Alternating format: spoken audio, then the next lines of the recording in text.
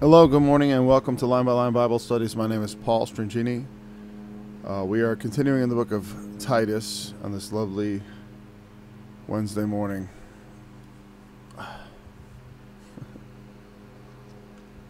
So, last time Paul had left off giving instructions to the elder women, giving them their charge. When you charge someone with a task, you're giving them that important task that they need to do. Let's dig right into it. Titus 2 verse 4 says, and just to pick up the context, because it is kind of in the middle of the sentence, because he instructs the aged women to be in behavior as becometh holiness, not false accusers, not given to much wine, teachers of good things, that they may teach the young women to be sober, to love their husbands, to love their children, to be discreet, chaste, keepers at home, good, obedient to their own husbands, that the word of God be not blasphemed. The thing is that in the overall picture of that, in many societies, especially in the Greek societies, women were kept very closely at home, from what I understand. And Christianity at the time was this very liberating idea, and the women had to be instructed, to do things that would not bring evil upon the church, as far as the people would say the women are unruly.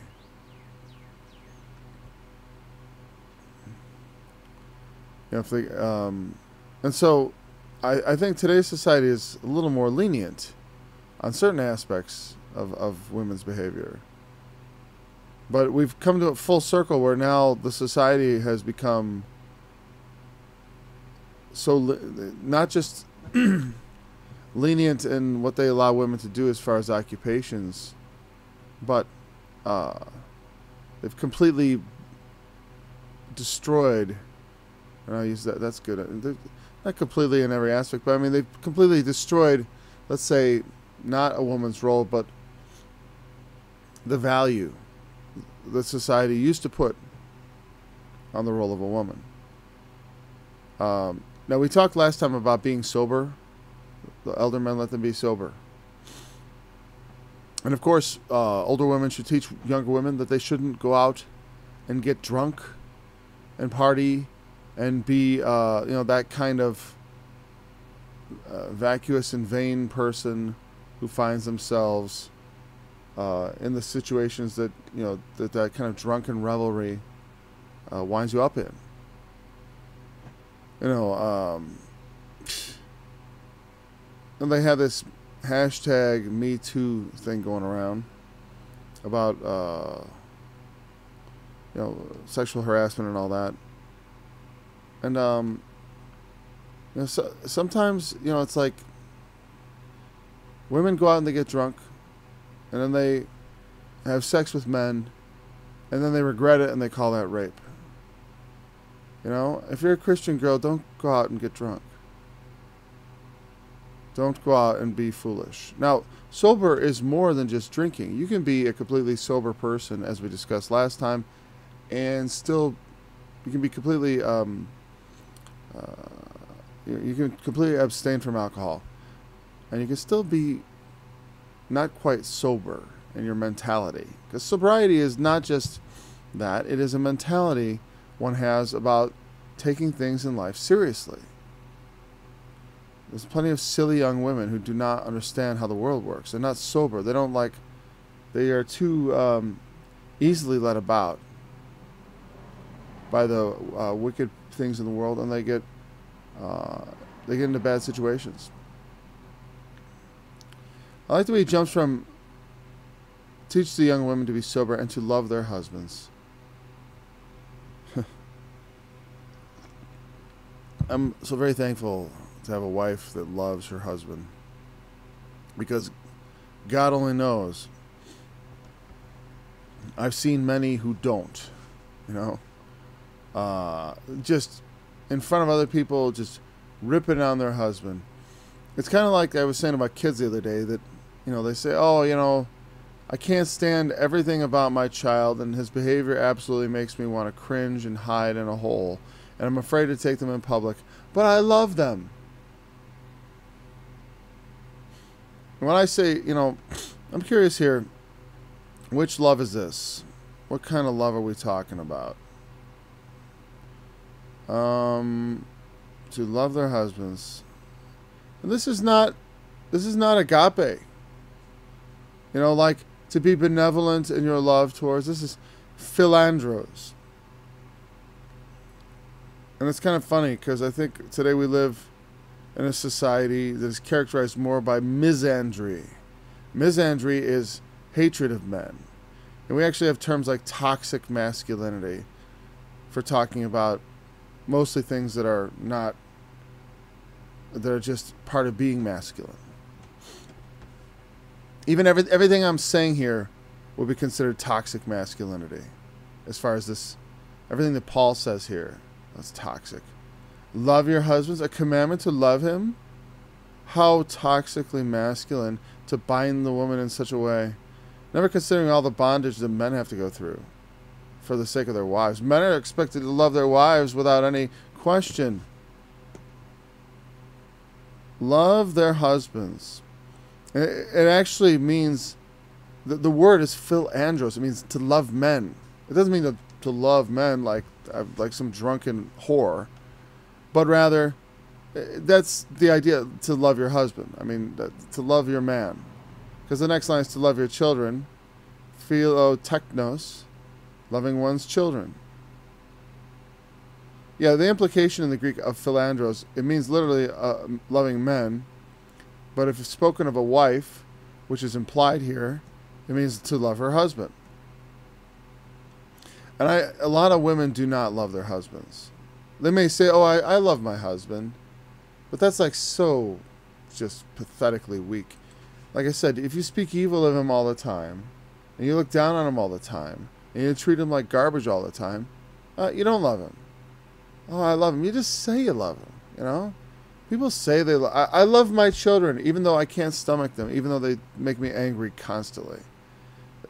And see, you may have what you think is agape, benevolent love. But this is philia. Philia love. What is philia love? Agape means I have goodwill towards them. I want what's best for them. A lot of times I think wanting what's best for someone is corrupted. And people say, I want what's best for them. And what's really best for them is that they like me. And that is a problem. That's how adults treat their children. They treat them, they do not reprimand them. They do not discipline them. They basically let them get away with all kinds of things that they shouldn't get away with. And the children become corrupt and self-centered and all these things. And the parent is basically, what they're trying to do is I don't want to corrupt them because I want them to like me. Even though this is a very misguided idea, because if you don't, I've disciplined my children and I think they like me. Though quite honestly, I don't care because I love them. You know what I mean? I don't care whether they like me. I love them and I want them to have a good life. I want other people in the world to like them. So in order to make other people in the world to like them, I make them behave like likable people. Right? If you let your children behave like unlikable people, they're not going to be liked. And the fact that you say you love them and you feel for them is irrelevant. It's irrelevant. Has no actual bearing on reality. Same thing with wives and their husbands. I love my husband, but he's a good-for-nothing, low-down SOB. And he's absolutely worthless, and he's an idiot, and he's stupid, and blah, blah, blah, blah. And I talk to my friends about him all the time. I talk negatively about him to my family members. I talk negatively about him to my, to my friends. You don't love him. That is, you are failing in love. That's like, but I still love him. What do you mean? It's like, I'm still willing to stay with him. I'm still not going to, I don't know. People, they have this problem saying, I hate him. Mostly. Because they think like, they want to just say, I still love him. I love my kids. Maybe they have some deep sentimental attachment.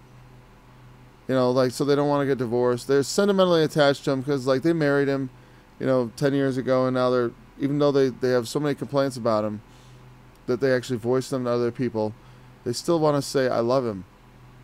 But there's no love. Philo means fondness.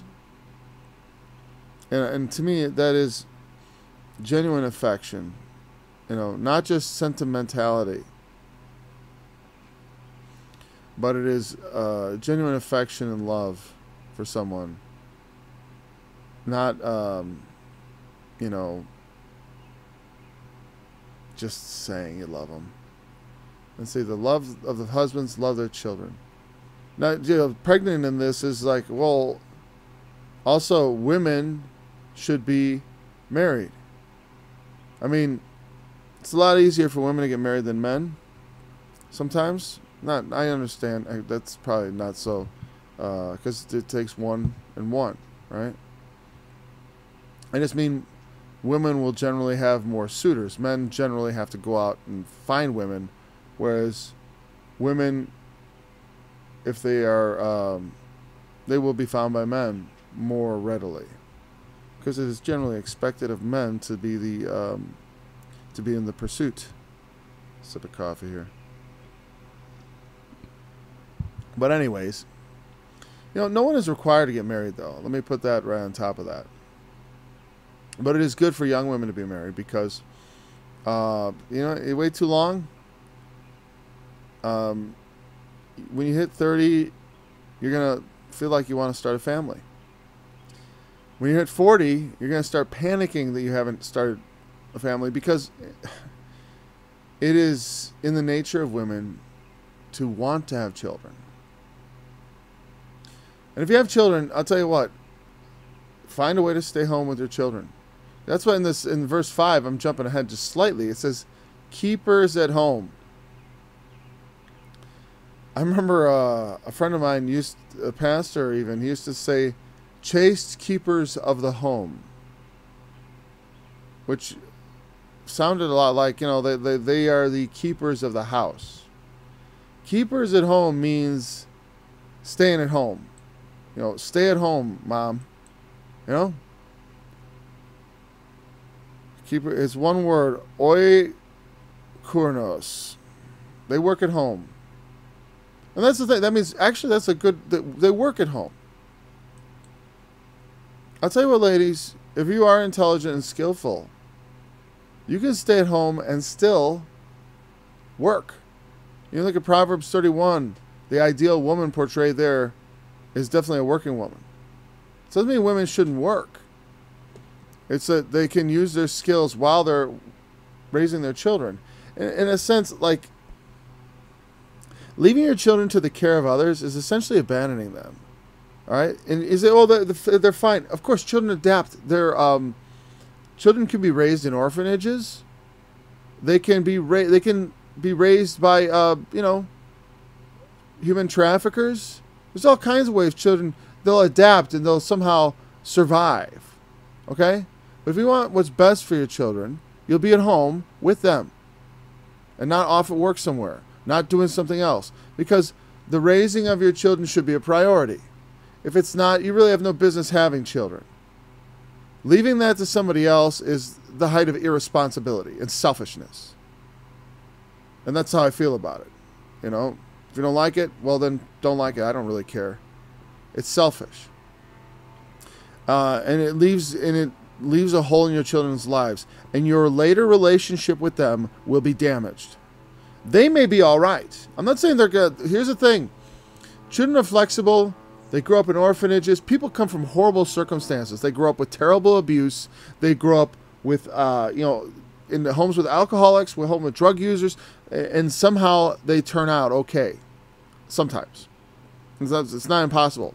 And certainly, growing up in daycare, in a nice expensive daycare you find, whatever, or with a nice home daycare with some nice family, they can turn out all right. I have a friend who does daycare, and he does a good job, and probably does a better job than the parents. Of course, the children are with him all the time. They bind to him. They listen to him. You can do that, and they can turn out right, but what's going to suffer is your relationship with them. You will not forge the bond that I'm telling you you would like to forge. And unless they're just ornaments on your life. I mean, I know people like that. I've had relatively close family members for whom their children were like accessories to their lifestyle. And their relationship with their children was damaged exceedingly. And the children can be emotionally damaged. Some turn out all right, or they won't ascribe the blame to that, but they can certainly be damaged. Children will be most stable emotionally and be most sound if they are raised at home by their mothers with the father present as much as possible. I'm glad I also work from home. I mean, this isn't my job, but I work from home. And so I'm able to help out with homeschooling and be around to enforce discipline, to make the rules of the house not meaningful. What's the word? To make them instantly enforceable. Let's put it that way. Because fathers are such an important... When it comes to rule enforcement, it's better left to men. Because women, they should love their children. Show fondness, kiss them, hug them. They shouldn't be forced in the position of, like you hear about single moms talking about playing both roles. I got to be father and mother. You can't. Then you become good at neither. But it's true that children need a father and a mother. And if you're a single mother, my heart goes out to you, because you can't not discipline your children, and there's no one to help you pick up the slack. There's no one to allow you to be mother and then to come in and then have them be father. Like, I'll tell your father, when you wait till your father gets home. I don't want my wife to do my role. Because I want them to love my wife. I want my children to love my wife. And I want them to respect me and respect what I say. I really don't care I don't care if they want to hug and kiss me. I really don't care. I want them... My wife probably wouldn't like that. But it's all right. That's the nature of women, for the most part. By nature, they are nurturing, and they love children. Or they should. If they don't, there's something unnatural, or maybe they're not cut out for that. There can be things in our nature. Like Jesus said, some men are eunuchs from birth. Not everyone is cut out for family life. Most people are, though. See, that's the thing. It's like if you're not cut out for family life, it's quite all right. It's not a slam against you, but most people are, so the rules go out for the majority as far as this goes. Young women need to be sober, love their husbands, love their children. And you're not properly loving your children if you send them off. If you're single, obviously you have a different circumstance, but we got to speak to the ideal. You know what I mean? It's very hard for single moms. Get the father involved. If he's dead, a dead father can actually be sometimes better than an absent one, because your father died, and you can actually speak of him, and he can be this sort of like godlike figure in your life for the child. Whereas a father who's just, your father's in Tulsa, why is he in Tulsa? I don't know. He's a jerk. He never cared about you. He doesn't care you even exist. That is definitely. Your father was a war hero, or your father was, killed in a car crash or whatever. is better than your father. You know, he exists. He's just not very concerned about you right now. He's more concerned about himself. Love your husbands, love your children. I've thought about doing a podcast about. I was a podcast, or even we'd probably do some parenting stuff. Though, like I said, the Bible has a limited amount of information about that. Most of what I've learned, because you can learn things from the Scripture as far as like how you ought to behave, and then I don't know. Some of it's to me always seemed intuitive, how you apply that to children, and raising them right, without making them resentful, without making them angry, by helping them understand how important rules are, how important it is to behave a certain way. So let's go on to verse 5 to examine the next quality the women should be taught. Discreet. Discretion. What is it they say? Discretion is the better part of valor. Let's make sure we have the Greek word here proper. Sophron, which is kind of funny. It means of sound mind, to be self-controlled. You've heard of philosophy. And there was a Greek goddess called Sophia. And Sophos is wisdom. And so Sophron is essentially the quality of having wisdom, to be of sound mind or self-controlled, as it says in Greek. Sometimes words, like how what they meant to the people of that time, it is hard for me to divine. I do like discreet, but wise, or behaving with wisdom, will also suffice. I need a drink. A little water.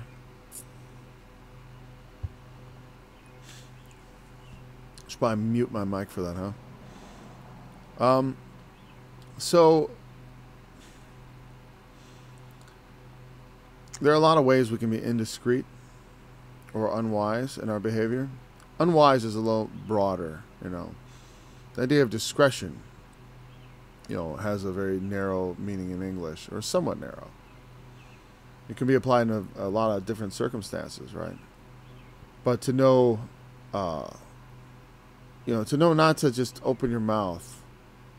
And just start putting information out that can make exasperate a social situation, or create conflict, to sow conflict. And say discretion is the better part of valor, to know when to back off from something. And that can all be right under the umbrella of wisdom. But if I say be wise, that's, who knows how to be wise? I mean, just innately, if I say to a child, you got to behave with wisdom.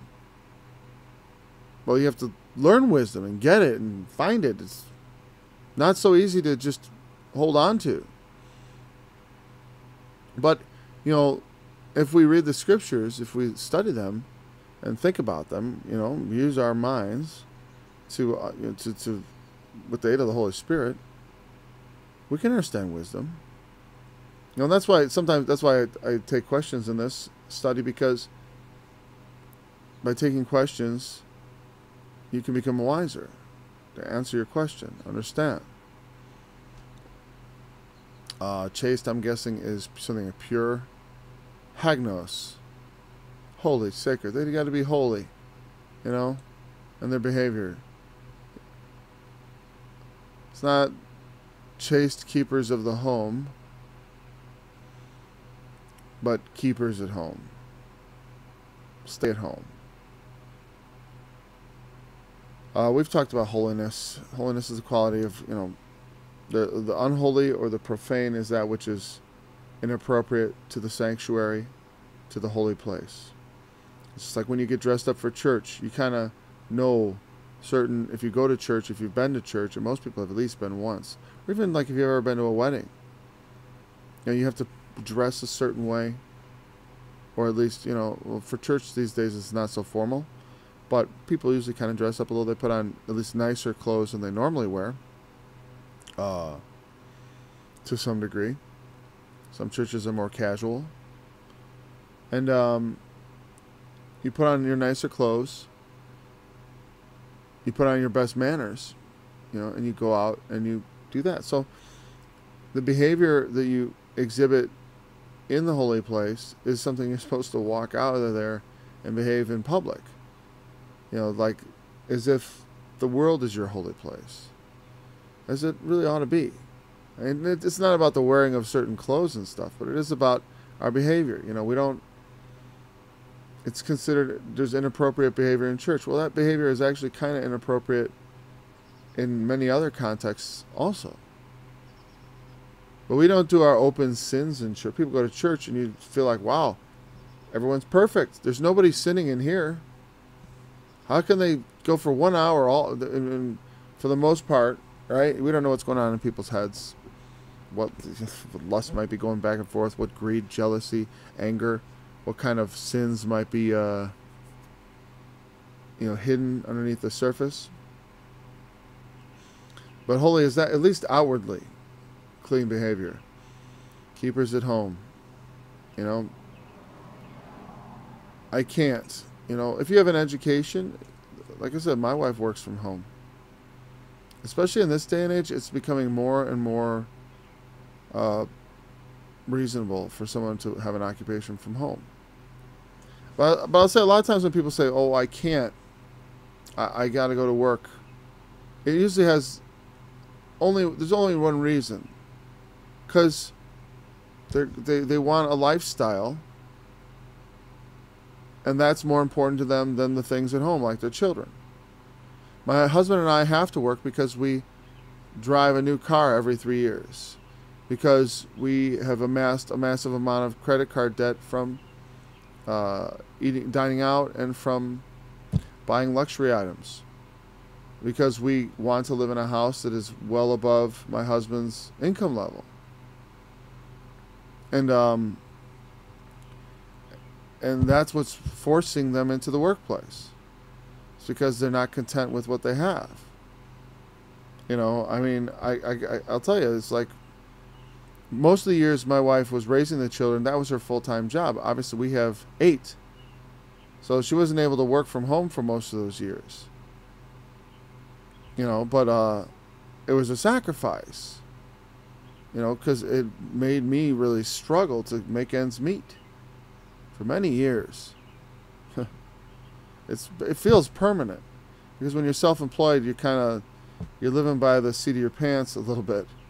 I've never had I have had at times where I had a job where I had a paycheck. But that's years ago. Most of the time I'm relying on my own ability and to try to get work, find some business, whatever, right? And I've never been very good at it. So it's good though if it's good that a wife can help her husband by. But here's the thing: it's like if they're not at home, your children suffer, and so what do you have a family for? It's just we want to have children because they're accessories to our lives. They're like the ornaments, so we can send Christmas cards out with pictures of us and the children, our family. But your relationship with them will suffer. Good. And I'm assuming there's nothing special about the word good. There's just like Jesus said, why do you call me good? There's none good but God. And this is something I've talked about on many occasions that, and I tried to talk about it earlier in the study of Titus, that there is God is absolutely good. There's no one who's truly good except God. But we can be better than awful. We can narrow the gap between us and God.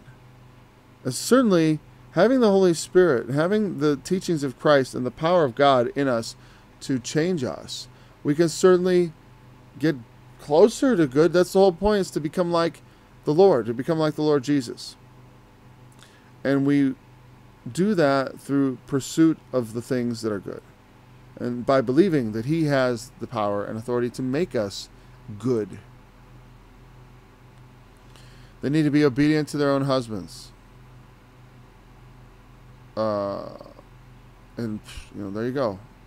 I remember when I was years ago, I was part of the Cub Scouts, and I pretty much sealed my fate among them when I declared to the there was like my wife had prepared some dish for some potluck thing for the first, I think, the blue and gold banquet. And I don't remember if I almost dropped a tray or just, and then one of the women there insinuated that I'd be in big trouble with my wife if I dropped that food or something. Or she'd be angry with me, they were suggesting. And I said, I don't really care if she gets angry with me. Certainly not over that. As long as she obeys me. And they absolutely freaked out. I mean, not absolutely freaked out, but they were like, like that I said such a thing. And they decided that I was a bad person. And these are all Christian women. That's the funny thing. I don't think there was an atheist. These are rural American, Northwest Illinois, small town girls. And they were absolutely aghast that I said that. It's right here in the Bible, right there. And they were aghast. And the one was like, I would divorce you. And I thought to myself, if you think I would ever marry someone like you, you're out of your mind. But, and they decided I was a bad guy, and they drove me out of the Scouts, actually. Which was fine. I was getting sick of it anyways. Especially with the crowd that was running there. So I left. I don't need to, don't keep company with people that hate you. Why? Why do that to yourself? And why, I don't want to inflict myself on people who don't like me. That's unnecessary. I want to be around people who value the things I value. And wives should be obedient to their husbands. Now, husbands, you should make that easy on her by not being a complete, they've been told to be obedient. We have not been told to be tyrannical jerks. You know what I mean? Though I'm certain many Christian wives at some point have thought of their husbands as being tyrannical jerks. Because of you get to a point of disagreement, or it just suddenly the behavior is unacceptable. And I know it's time to start the question and answer period, but I'm going to continue just a little bit because I can't just leave this question hanging. Let me tell you why you should obey your husband.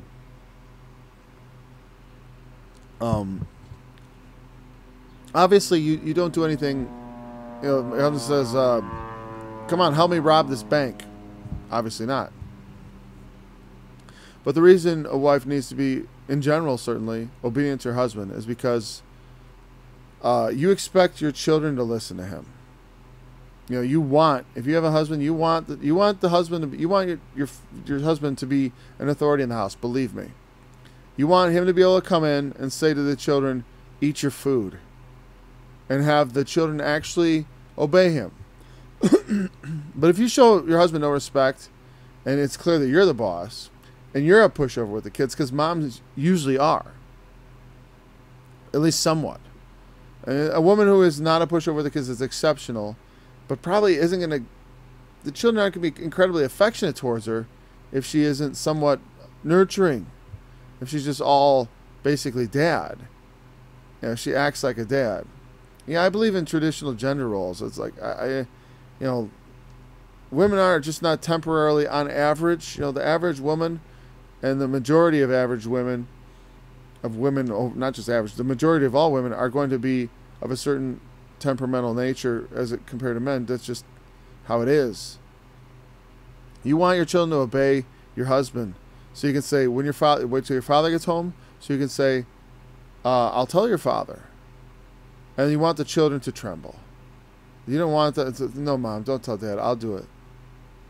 It's so much easier than having to just be the disciplinarian yourself. Because children really love their mother.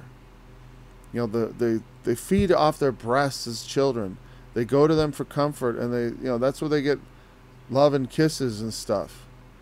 And to have the severest discipline coming out of the same place is difficult for them to process.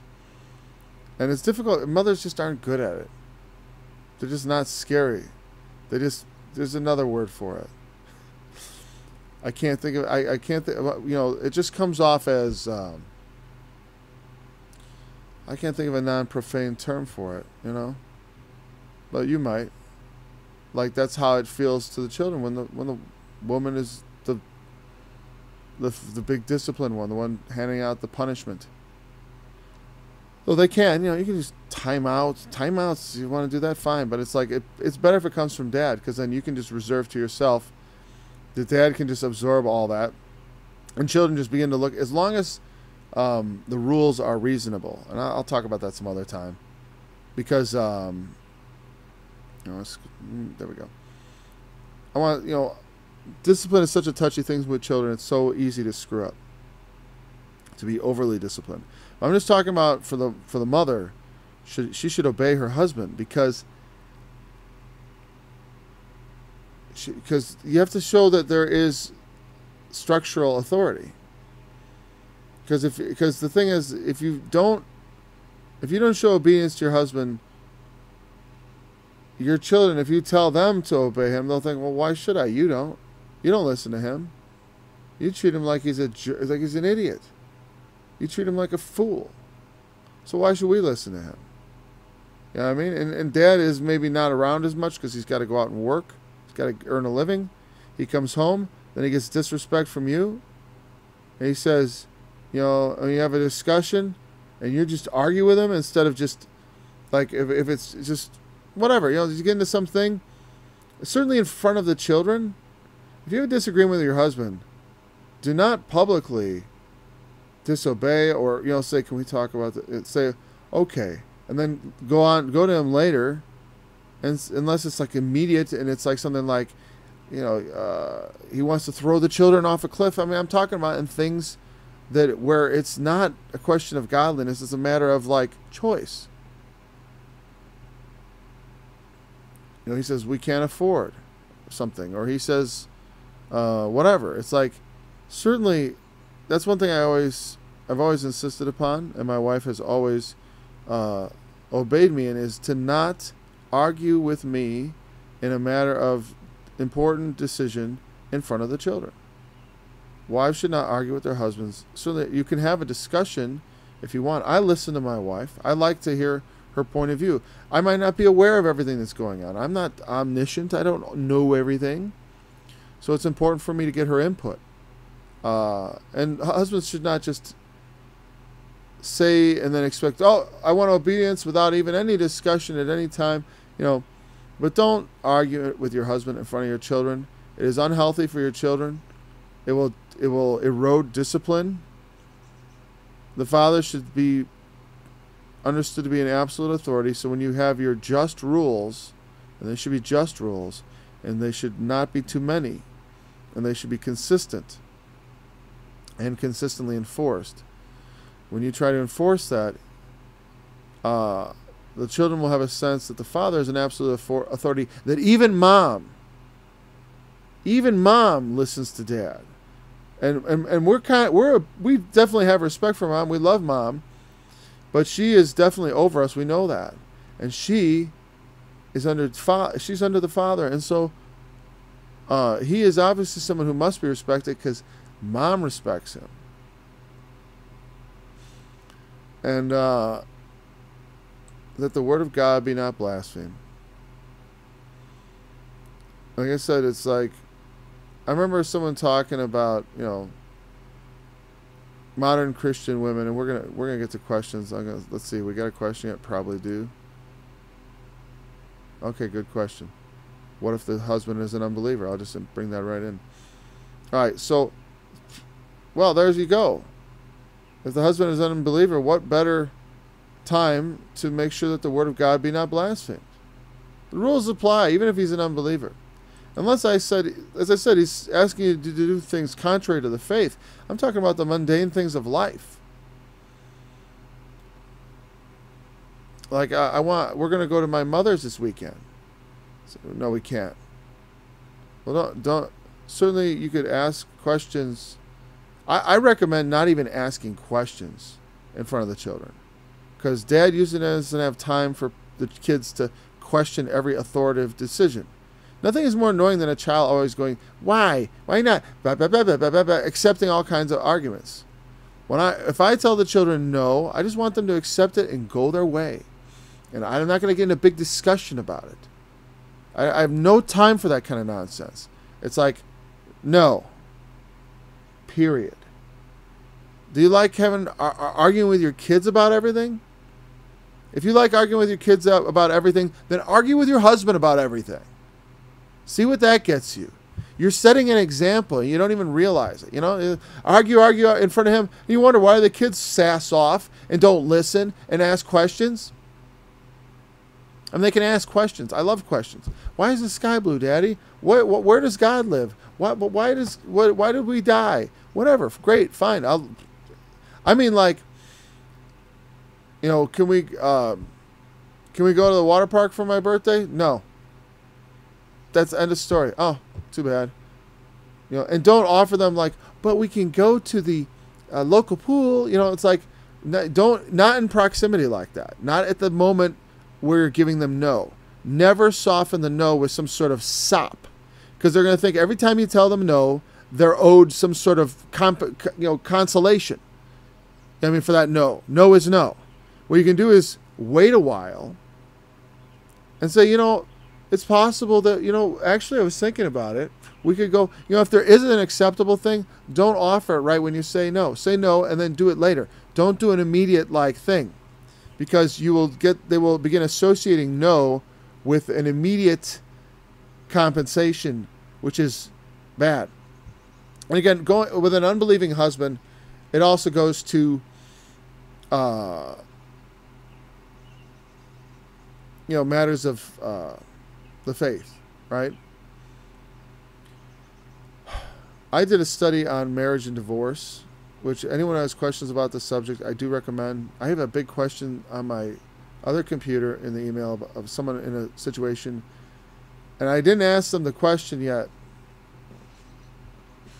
because if the unbelieving spouse, this goes for husbands and wives, if the unbelieving spouse is content to be married to you, you should not seek to be divorced from them, because we took a vow. Marriage is supposed to be for life. Okay?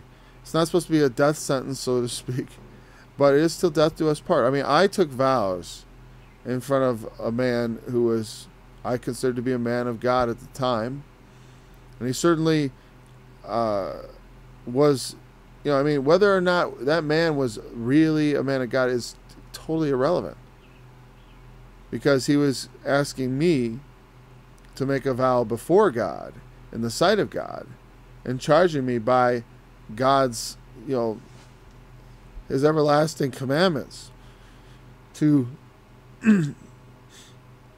stick with this person for richer, for poor, in sickness and in health, till death do us part, for better, for worse. All those things. I don't remember everything, but I know it was like, whatever it said, there was no unless, you're not happy, or unless this or that. Our unhappiness can come from a lot of places. Now, having said that, we should not divorce, but we shouldn't lie, but we do. We shouldn't do a lot of things that we do, right? And don't come to me expecting me to say it's okay to divorce your husband if he doesn't want a divorce, or your wife if they don't want a divorce. I think it's appropriate, like if a person is abusive, to separate yourself physically from them, and to seek the protection of the law. I certainly think that's acceptable, and certainly, it's like I said, it's not like all divorces are created equal. There's no divorce that's going to be... Well, here's the thing. It's acceptable. If they want to leave, your unbelieving spouse wants to leave you, then let them go. It'd be better to be married to a Christian, a serious one who is a serious believer. It's better to be married, a husband or wife. It's better. You should be married to a Christian. Don't marry an unbeliever to begin with. Number one. If you're a believer, don't marry one who is not. It will not turn out well. And especially if you're a serious believer, you're just always going to be unhappy about it. Okay? But you should still obey your husband in that, because, especially if you have children, because for the sake of the children. And try to encourage the husband in quiet and secret to be at least in the mold of a man of God, even though they may resist that, but you can, like I said, like I often say, you can plead with them. It's like, look, it is in their best interests, the best interests of the children, that you do this.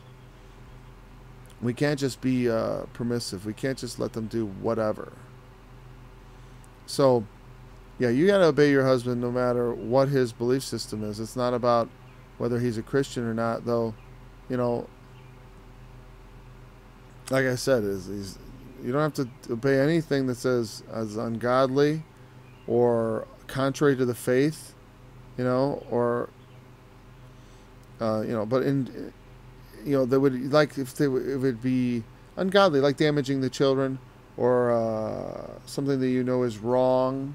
Now, when I say no is wrong, you got to understand, on certain things of life, we may count as important and elevate their status, but they're really not that important, and you should obey. And I'll tell you, in front of the children, do not disobey. It's bad for you. Have the discussion in private. Have the discussion, and you can say, look, I want to plead with you and see if I can change your mind. I'm going to do what you decide and what you've decided, but I really want to say what I have to say. I've got something to say about this, and I want you to hear it. And maybe you'll change your mind, maybe you won't, and I'll accept it either way, but please hear what I have to say. And a man ought to hear, and he's a fool if he doesn't. But if you married a fool, you have to try to make him wise. You can do that. You can help your husband become wise. And if he gets sick of it, maybe he'll leave you.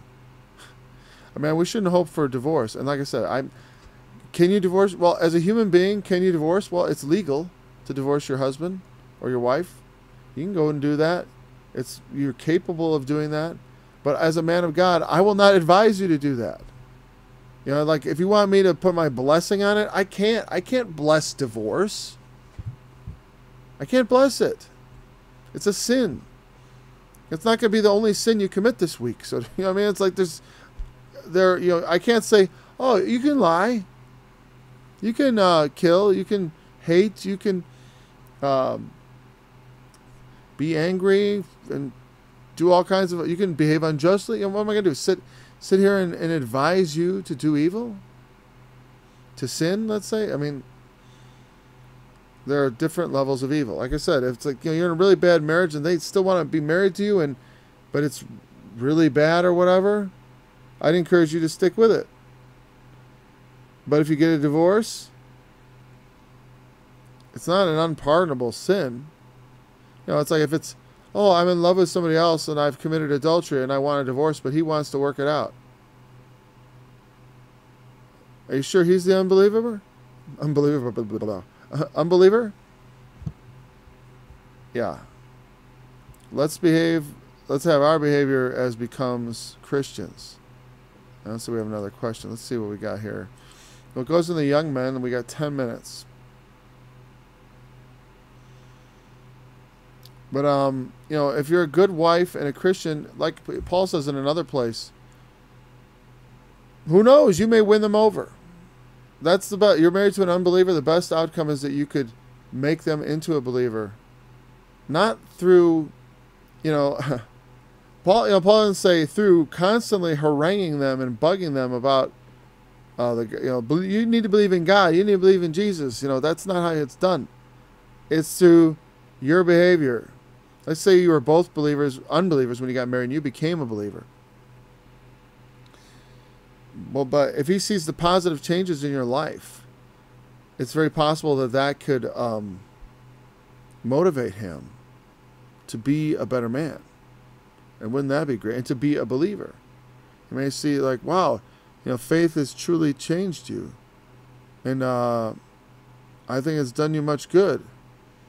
Perhaps I can also benefit from it. Or just out of love. You may take on the faith out of love for you, because you're such a good wife.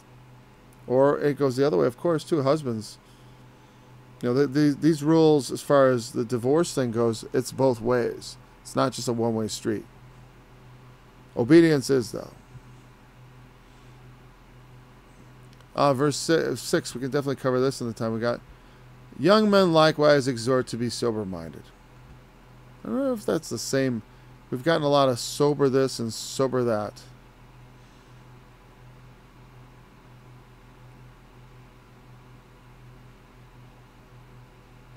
Sophroneo. Now that is the same word as discreet. And not the same as, actually, it's funny, sober, discreet, and sober-minded all come from the same root of sophos. Sophronizo is sober. Sophrone, or sophron, to be sound-minded, self-controlled. Sophroneo, to be of sound mind. That's in order, sober, discreet, and sober-minded. So we have an overarching idea of sobriety of mind, wisdom, and we have to be attentive to the things that are important. We have to be, we have to use good judgment. When someone, and I like, and alcohol is a good analogy for lacking sobriety and wisdom, because you lose self-control, you lose judgment, your judgment is impaired, your mind is impaired, especially if like someone drinks a little, whatever, they're not necessarily impaired. But when you are impaired, you're not sober, right? Like someone could have a very moderate amount, and it hasn't affected their sobriety at all. Maybe slightly. But, we have to use good judgment. We have to have clear thinking. And we have to be serious. We can't be silly, laughing. Some people, they become angry when they're drunk, or they become sad, and that all can be outside of sobriety. Soberness is, I guess I think of the Stoics and their acceptance of life and its trials and tribulations, and not just being broken down out of your where your mind is awake and ready for action, where your thinking is clear, where you are able to, look into problems and execute them, solve them.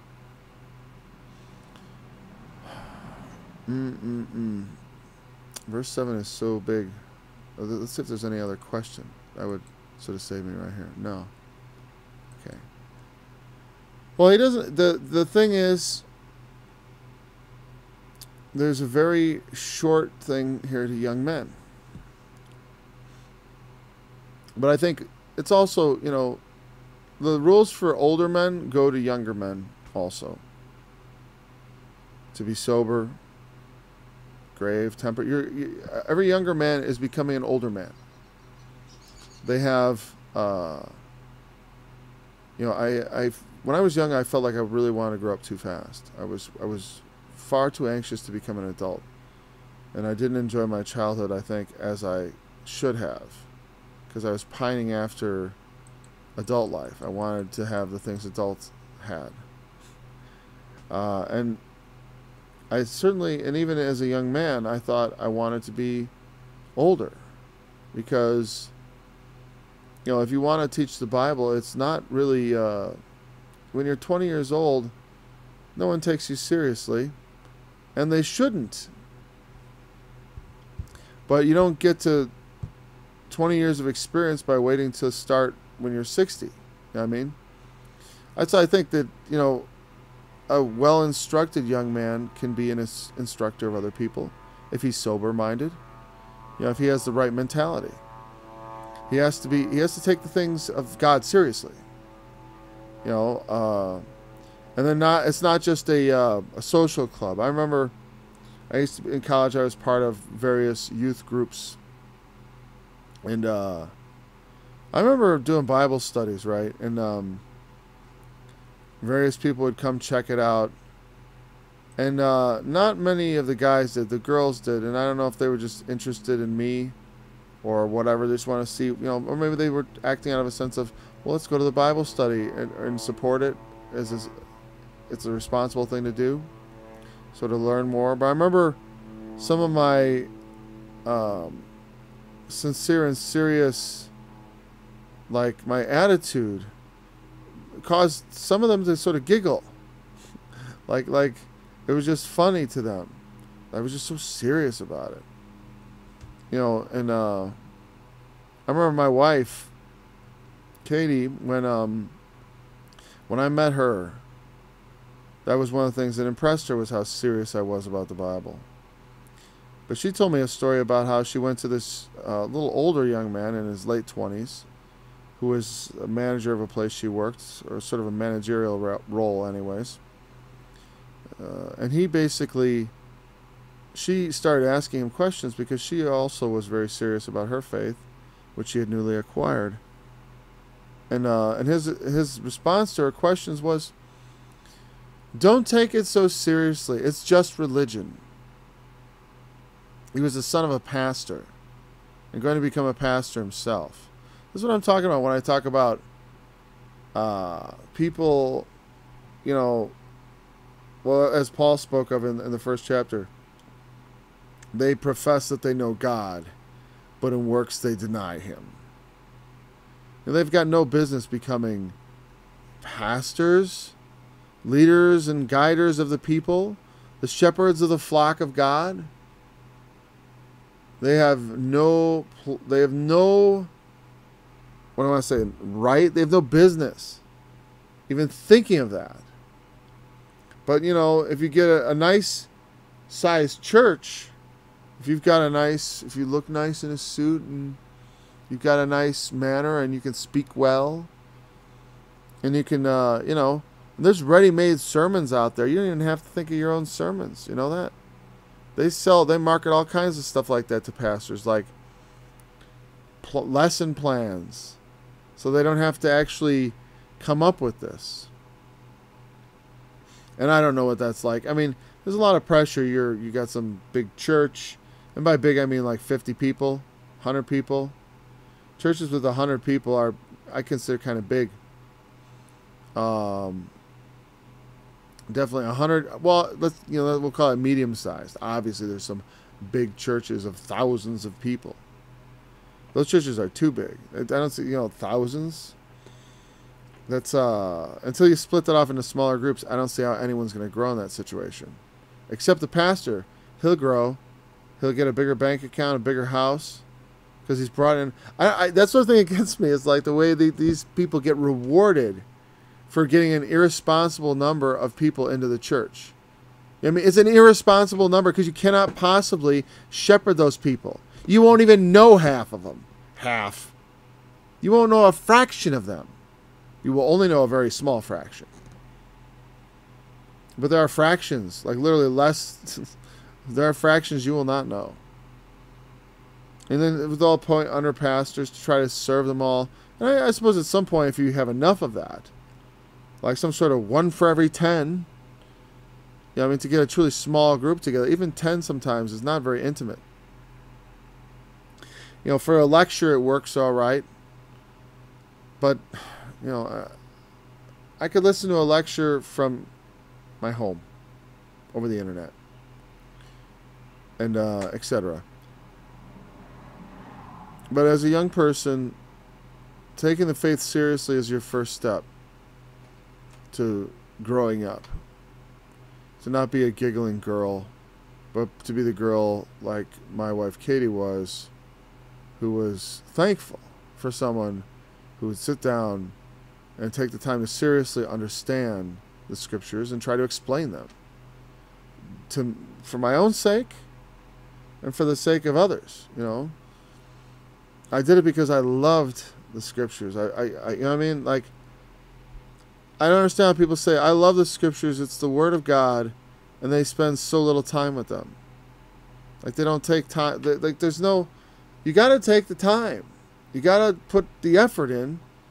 If you really love it, then spend time with it. I don't understand how I can say I love it if I don't spend time with it. Now, before we close, I never even bother to say, if you have questions, today we just got one question in this subject from Katie, who is always a member of my Bible studies for over 20 years. When I started studying the Bible, when I started teaching, I said, well, you know, Lord, as long as you provide someone to study with me, I'll continue this. And then it wasn't, well, it was a little while, but you know, there were people coming and going. Nobody stayed for long, but there was always someone to study with. And then Katie showed up. And then forever after, I had her to keep me motivated to teach or to lead a study. Sometimes I feel funny calling it teaching, but I'd call it more like I'm trying to understand and I'm thinking aloud.